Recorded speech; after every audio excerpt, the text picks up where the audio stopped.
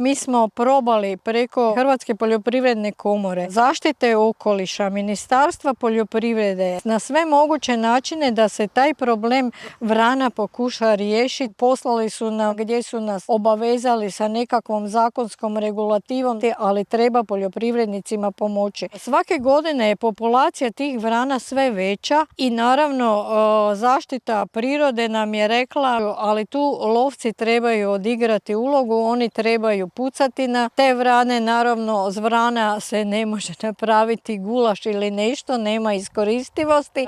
Lovosta je inače, ne smije se na vranu pucati od 3. do kraja 8. mjeseca, ali ako lovački savez uputi zahtjev, on se produžuje kroz cijelu godinu, jer inače ne budemo mogli niti saditi niti sijati. Ljudi se dovituju pa kupuju one topove koji dođu, 500 eura i onda vam ljudi, naravno koji imaju malu djecu, sve razumljivo, naprave prijavu prema općinskom načelniku, općinski načelnik prema policiji. Mislim da niti jednom poljoprivredniku nije ugodno da vam policija dođe na vrata i veli čujte zašto vi pucate.